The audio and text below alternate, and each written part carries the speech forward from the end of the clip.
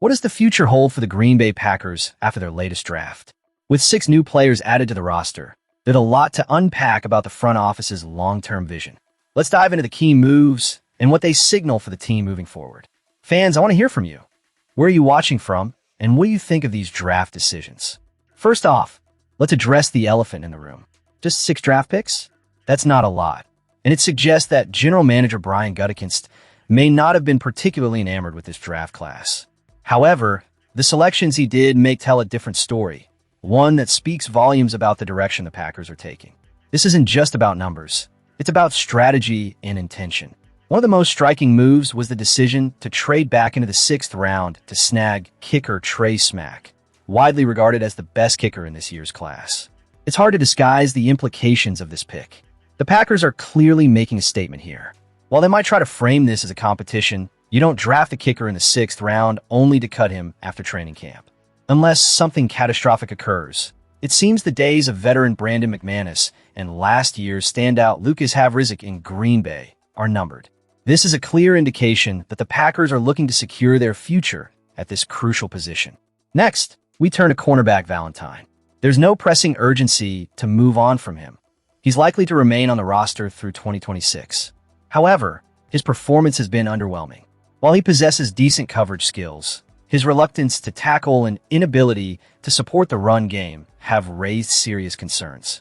The drafting of cornerbacks Brandon Cisse and Domani Jackson adds fuel to the fire. With Valentine entering the final year of his rookie contract, this year is pivotal. He must elevate his game significantly if he hopes to remain in the Packers' plans beyond this season. Then there's linebacker Brooks, who finds himself in a similar predicament. He has shown flashes as a rotational defensive lineman, capable of generating pressure, but his weaknesses in the run defense make him a liability. It's a tough spot for any player, especially with the Packers' recent investment in their defensive line. With the addition of Javon Hargrave in free agency and the selection of Chris McClellan in the 3rd round, it's clear the Packers are seeking more well-rounded players. Like Valentine, Brooks is also in the final year of his rookie deal, which puts him in a precarious situation. The edge rusher position has seen considerable investment as well.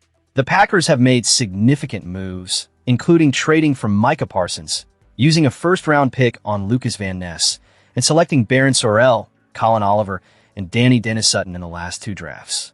Sorrell showed promise in Week 18 against the Vikings, and Dennis Sutton was highly productive in college. But Oliver presents a more complicated case. After missing almost his entire rookie season due to injury, his unique skill set as a hybrid player might not align with the Packers' traditional edge defender profile.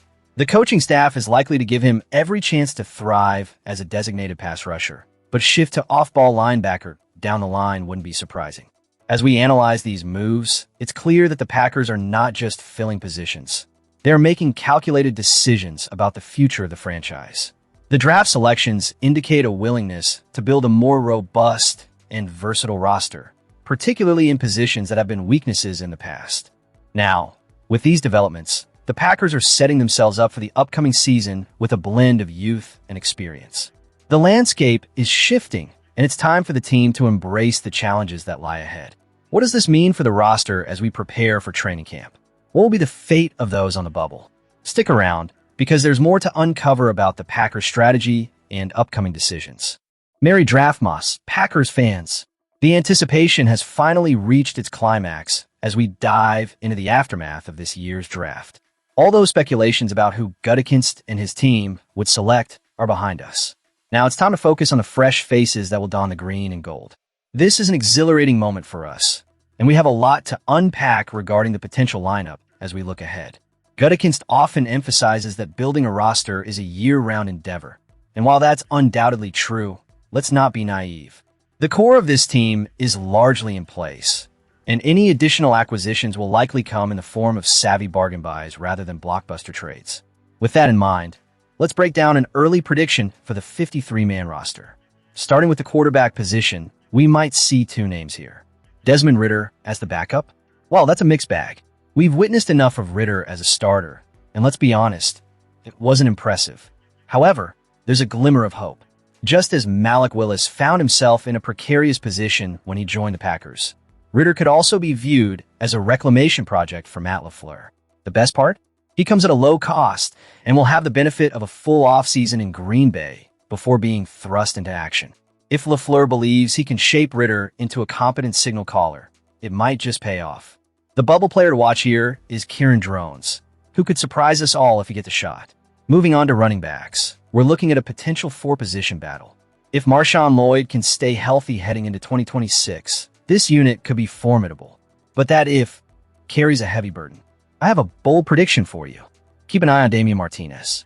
This guy has been flying under the radar since the 2025 draft, and it's a crime that he hasn't received more buzz. Martinez is a dynamic talent who can really add some spark to our running game, far exceeding what Emmanuel Wilson offered when he joined the team. Gutekunst has a knack for unearthing hidden gems in the free agent market, and I firmly believe Martinez is another success story. Now let's talk tight ends. We're looking at three names, and the expectation is that our backups will need to block effectively and contribute on special teams. Unfortunately, that's not exactly the strong suit of Musgrave or Weil. It wouldn't shock me to see the Packers bring in a veteran free agent to bolster this position before the summer wraps up. Keep your eyes peeled on this front, because it could be critical for our offensive efficiency.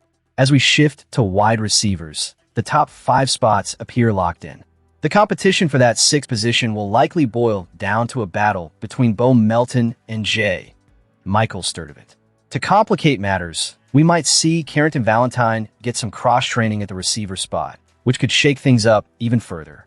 It's a tightly contested position, and special teams contributions will likely be the deciding factor.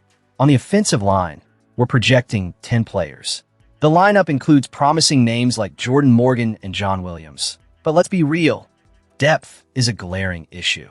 Both Williams and Jacob Monk are value picks that haven't yet materialized, and the offensive line will need them to step up. The Packers might have to look at bringing in a budget-friendly veteran to shore up the unit, or they could be banking on younger guys to show their mettle in training camp.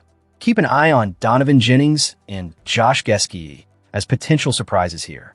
When it comes to the defensive line, we're looking at 5 versatile players. While Brooks is solid, it's Brinson who I think we should keep a close eye on. The Packers praised his adaptability when they drafted him last year, and I wouldn't be surprised if he adds some bulk similar to what Colby wouldn't accomplish last season. He could become a crucial asset, especially in assisting McClellan at the nose tackle position. Don't count out Nazir Stackhouse either. He's on the fringe, and the numbers game could work in his favor. As we analyze the outside linebackers, there's a notable absence of certainty surrounding Micah Parsons' status. If he can continue to recover without setbacks, he could very well be a key player on this roster come opening day. However, if the team opts for caution, we might see Brenton Cox get cut. He's the type of player who could be re-signed if injuries occur, but his chances are slim right now. The inside linebackers are a bit more straightforward. Neiman stands out as the premier special teams player, solidifying his role. Keep a lookout for Christian Welch, who might just sneak onto the roster if he can demonstrate his value. In the cornerback room, I have a good feeling about this group, though I can't predict who will emerge as starters by September. The competition for the backup nickel position behind Javon Bullard is crucial. With limited depth in the slot, anyone who can display value will dramatically improve their chances of making the final cut. The safety group is solid. This is one area where I don't foresee any changes. The lineup is as good as set. Finally, let's touch on our specialists. Kicker Trey Smack, punter Daniel Whalen, and long snapper Matt Orzech complete the trio. And let's just say, it'll be good riddance to Brandon McManus. So what do you think, Packers fans? Where are you watching from? And how do you feel about this early roster prediction? Make sure to leave your thoughts in the comments. We have so much more to discuss. So let's keep the momentum going as we dive into the next item on our agenda. As we dive deeper into the latest developments surrounding the Green Bay Packers, the attention immediately shifts to the undrafted free agents looking to make their mark. With a storied history of uncovering talent, the Packers are primed for yet another impressive roster-building season. Fans, where are you watching from? Let's hear your thoughts on these potential game-changers as we break down the latest buzz. For over 20 years, the Packers have demonstrated exceptional skill in scouting and developing undrafted talent. A tradition that not only showcases their dedication to the game, but highlights the franchise's commitment to finding gems beyond the draft. This impressive streak, initiated by the legendary Ted Thompson and carried forward by current GM Brian Gutekunst, saw at least one undrafted free agent secure a spot on the 53-man roster for 21 consecutive seasons. An incredible feat last year, defensive lineman Nazir Stackhouse was the latest to keep this legacy alive. And as we head into the 2026 season, the path for undrafted rookies seems more promising than ever. Why is that? Well, the Packers tied a franchise record by selecting a mere 6 players in the latest draft, creating ample opportunities on the depth chart. With such limited draft picks, it's only logical that undrafted rookies will be looking to seize their moment. Now, let's take a closer look at some of the undrafted talents vying for a spot come summer. One name that immediately stands out is Michael Sturdivant, a wide receiver with both size and speed that simply cannot be ignored. Standing nearly 6'3" and boasting a 4.40-second 40-yard dash, Sturdivant's athletic profile is elite. He showcased his potential during his stellar 2022 season at Cal, where he caught 65 passes for 755 yards. Although his production dipped following a transfer to UCLA and then Florida, we must remember that inconsistent quarterback play played a significant role in that. With the promising Jordan Love now at the helm, Sturdivant's talent could be fully unleashed, making him a prime candidate to snatch that 6th wide receiver spot. Next, let's talk about Dillon Wade, whose versatility on the offensive line could be exactly what the Packers need. Over his collegiate career at Tulane and Auburn, Wade started an impressive 49 games, with experience at left tackle, left guard, and even some snaps at right tackle. Not to mention, he took the initiative to practice snapping the ball at center, demonstrating his dedication to being a multifaceted player. With recent departures on the offensive line, Wade's ability to fill multiple roles could make him a vital asset for the Packers this season. Now, sometimes the most reliable indicator of a player's potential to make the roster comes down to financial commitments. The Packers recently signed Louisville linebacker T.J. Quinn, offering him $150,000 in guaranteed salary, an amount that reflects their confidence in his abilities. While he may not have the traditional size expected from a linebacker at 225 pounds, his speed is undeniable, having clocked a 4.52-second 40-yard dash.